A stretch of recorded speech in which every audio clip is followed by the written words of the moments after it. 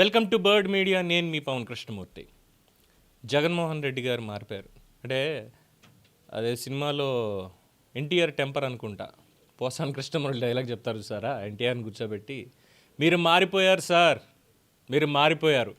అలాగా జగన్మోహన్ రెడ్డి గారు కూడా మారిపోయారు అనేటువంటిది ఇవాళ ప్రత్యేకంగా చెప్పుకోవాల్సినటువంటి అంశం. అంటే పరిణామాలు అలాగ సంభవించి ఉన్నాయి కాబట్టి.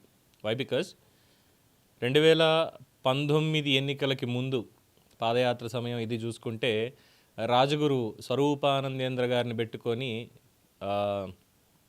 ఎక్కడ ప్రయాగలోనే ఎక్కడో వెళ్ళి నీట మునిగి హిందుత్వంలోకి వచ్చేసాను అనేటువంటి విధంగా ఒక ఫీలర్ వదిలేరు. హిందువుల ఓట్లన్నీ కూడా కొల్లగొట్టడం కోసం అని చెప్పి. సరే, బ్యాక్ ఎండ్లో ఏం చేసుకున్నారు ఏంటనేది అది వేరే విషయం, అయిపోయింది. 2019 అధికారంలోకి వచ్చిన తర్వాత దానికంటే ముందు తిరుమల దర్శనం క్యూ లైన్లో ఏ విధంగా వెళ్ళారో, పాదయాత్ర ముగింపు చేసుకొని తిరుమల వెళ్ళాలి అని చెప్పి వెళ్ళి అక్కడికి వెళ్ళిన తర్వాత ఏ విధంగా వ్యాఖ్యానం చేశారు వాళ్ళందరూ, అదంతా చూసాం, అయిపోయింది. 19-24 మధ్యకాలంలో ఏ కార్యక్రమానికైనా సతీ సమేతంగా వెళ్ళడం అనేది మన సాంప్రదాయం. బేసిక్గా హిందువులకి ఏది కళ్యాణోత్సవాలు కానీ, బ్రహ్మోత్సవాలు కానీ, పట్టు వస్త్రాలు సమర్పించేటువంటి దీంట్లో. సరే, అధికారం అనేటువంటి ముసుగు సాంప్రదాయాన్ని తొక్కేసింది అక్కడికి అయ్యింది. ఏకంగా తులాభారం వేసేటప్పుడు కూడా జగన్మోహన్ రెడ్డి రక్షక గోవింద అనేటువంటి నామస్మరణ సొంతంగా పిన్ని గారితో చేయించుకున్నటువంటి బాపత. సరే, ఈ మధ్యకాలంలో జరిగినటువంటి స్కాములు ఇవన్నీ కూడా బయటపడుతున్నాయి, చూస్తూనే ఉన్న తిరుమలని ఏ విధంగా వాడుకున్నారు అనేటువంటి విషయాలు ఇవన్నీ కూడా ఫైన్, అక్కడికి అయింది.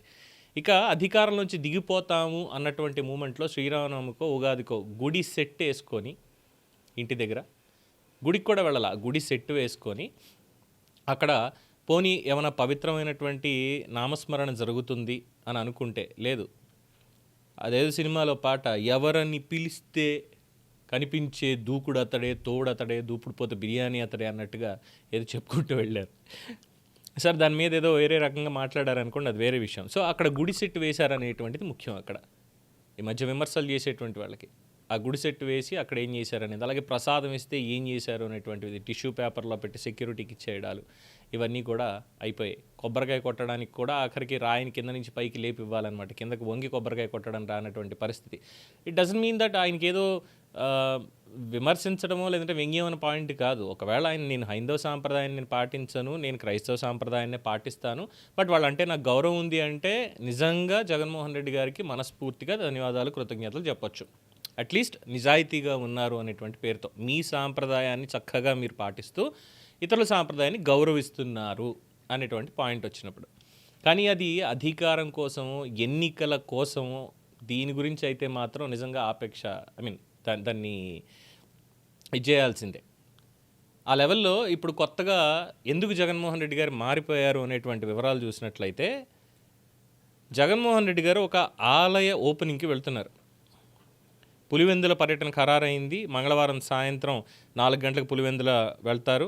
బుధవారం ఉదయం 9:30 వేంపల్లి మండలం నందిపల్లి గ్రామానికి వెళ్ళి అక్కడ నూతనంగా నిర్మించిన నందీశ్వర ఆలయ విగ్రహ ప్రతిష్ఠా మహోత్సవంలో పాల్గొంటారు. ప్రత్యేక పూజలు నిర్వహించి భక్తులతో కలిసి ఆధ్యాత్మిక కార్యక్రమంలో సమయాన్ని గడపబోతున్నారు. ఇది. సో ఇక్కడ ఆధ్యాత్మిక కార్యక్రమాలు అనేటువంటి ఒక పాయింట్ వచ్చింది ముందుగా. మొన్న శివరాత్రికి ఏ కోటప్ప కొండకో ఇంకో చోటకో వెళ్ళొచ్చుగా. మరి ఆ రోజు చంద్రబాబు నాయుడు గారు ఏదో ఛానల్ వాళ్ళు ప్రత్యేకంగా నిర్వహించినటువంటి శివరాత్రి కార్యక్రమానికి వెళ్ళారు, మరి అది గుడి సెట్ కాదా అని చెప్పని అన్నారు. అదేం చంద్రబాబు నాయుడు గారు వేయించలేదు, సతీ సమేతంగా వెళ్ళి అక్కడ పూజలు కార్యక్రమాలు చేయలే. ఒకటి. రెండోది, ఇప్పుడు మరి జగన్మోహన్ రెడ్డి గారు వెళ్ళేటువంటిది ఇది కూడా ఒక ఆలయ ప్రతిష్ట, నందీశ్వర ఆలయ ప్రతిష్ట జరుగుతుంది, విగ్రహ ప్రతిష్టాపన కార్యక్రమం. దాన్ని ఈయన చేతుల మీదుగానే, ఎందుకంటే ఏదో హిందువులకి జగన్మోహన్ రెడ్డి గారిని దూరం చేసేటువంటి ప్రయత్నం జరుగుతోంది అనేటువంటి ఒక ఫీలర్ని బయటికి తీసుకొస్తున్నారు. బట్ జరిగినటువంటి వాస్తవాలకి సుప్రీంకోర్టు కూడా ఈరోజు ఇచ్చినటువంటి తీర్పుతోటి తేటతెల్లమైందిగా.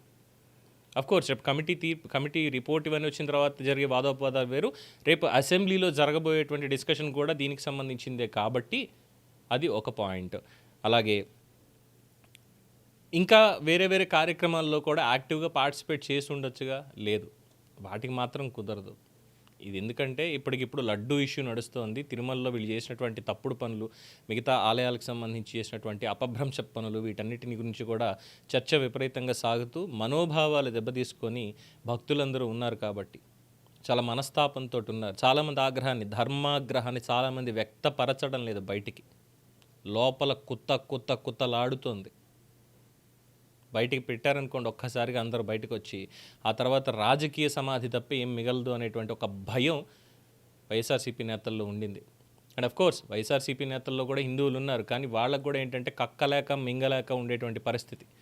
ఆ ప్రభుత్వ హయాంలో జరిగిన దాన్ని ఏం చేయలేరు. ఎందుకంటే రాజకీయం బాగా వంట పట్టించుకొని రాజకీయాలని గట్టిగా పట్టుకొని మిగతా వాటిన్నిటికీ తిలోదకాలు ఇచ్చేసి ఉన్నారు కాబట్టి.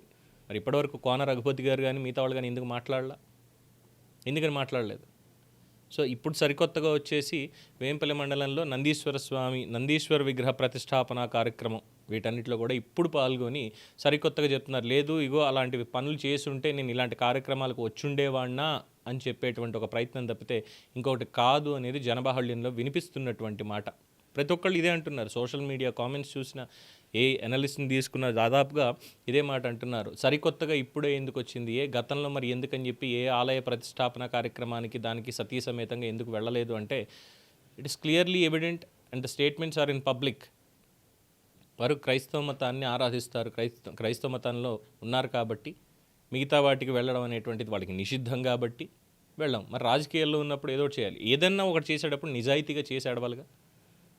అందుకని చెప్పి ఇప్పుడు సరికొత్తగా ఇప్పుడు మరి స్వరూపానంద లేడు చెప్పడానికి రాజగురువుగా ఉన్నటువంటి ఉండవల్లి గారు ఇంకొకళ్ళు ఏదో ఒకటి మాట్లాడుతూ ఉంటారు. ఇప్పుడు రేపు కూడా ఎలాగో వచ్చేస్తారు, జగన్మోహన్ రెడ్డి తప్పే ఉందా ఆయన గుడికి వెళ్తే అంటే, గుడికి ముందు నుంచి వెళ్ళమనే చెప్తున్నాం, వెళ్ళొద్దని ఎవ్వరూ చెప్పలేదు. కానీ దేని నియమాలు దానికి ఉంటాయి, ఏ సాంప్రదాయాలు వాటికుంటే వాటిని గౌరవించమని చెప్పి ముందు నుంచి ప్రతి ఒక్కళ్ళు కోరుకున్నటువంటిది. అన్ఫార్చునేట్లీ వాటన్నిటినీ కూడా అవమానపరుస్తూ ఎక్కడికక్కడ భక్తుల మనోభావాలు దెబ్బతీస్తూనే పరిపాలన అనేది సాగింది. కాబట్టి బికాజ్ ఎన్నో కార్యక్రమాలు, ఆలయాలకు సంబంధించినటువంటి విషయాలు, ఎన్ని ఆలయాల మీద దాడులు జరిగాయి, ఎన్ని అవినీతి కార్యక్రమాలు జరిగాయి, అవకతవకలు జరిగాయి, ఒక్కొక్కటి బయటకు వస్తుంటాయి. ఆఖరికి వెంకటేశ్వర స్వామి రథం కాలిపోయినప్పుడు ఇప్పుడు సరికొత్తగా ఆ రథోత్సవం కూడా జరుగుతోంది. మరి మా ప్రభుత్వ హయాంలో దీన్ని ఇలా తగలబెట్టారు పిచ్చివాళ్ళు ఎవరో, అందువల్ల మేమే దాని గురించి పాటుపడుతున్నాం అని చెప్పి అక్కడికి వెళ్ళొచ్చుగా, లేదు. పోనీ అంతర్వేది వెళ్ళేమని చేస్తారా? లేదు. విజయవాడ కనకదుర్గమ్మ దగ్గర, సింహాచలం అప్పన్న దగ్గర, వెంకటేశ్వర స్వామి దగ్గర, కాణిపాక వినాయకుడి దగ్గర, ఎక్కడ పడితే అక్కడ ప్రతి చోట జరిగినటువంటి విషయాలకి ఇప్పుడు వచ్చేసి సరికొత్తగా ఒక కార్యక్రమం పెట్టుకొని చేసాడు. నేను ఇక్కడ ఆయన వెళ్ళడం తప్పు పట్టట్లేదు, అట్లీస్ట్ వెళ్ళడం తప్పు పట్టట్లేదు, గౌరవిస్తున్నారు అంటే తప్పకుండా మంచి. జగన్మోహన్ రెడ్డి గారు చక్కగా కార్యక్రమానికి వెళ్తున్నారు అనేటువంటి దాన్ని అభినందించాలి నిజంగానే. కానీ ఇది రాజకీయ ఉద్దేశంతో లేదంటే ప్రస్తుతం జరుగుతున్నటువంటి తప్పుడు ప్రచారాలు చేశారు చూసారా, వీళ్ళు చేసినటువంటి తప్పును కప్పిపుచ్చుకోవడానికి, వీటి నుంచి డైవర్షన్ కోసం అని చెప్పి ఇప్పుడు దీనికి వెళ్ళి అదిగో జగన్మోహన్ రెడ్డి గారు ఆలయానికి వెళ్ళారు కాబట్టి అక్కడ విగ్రహ ప్రతిష్టాపన కార్యక్రమంలో ప్రత్యేక పూజల్లో వీటన్నిటిలో పాల్గొన్నారు కాబట్టి.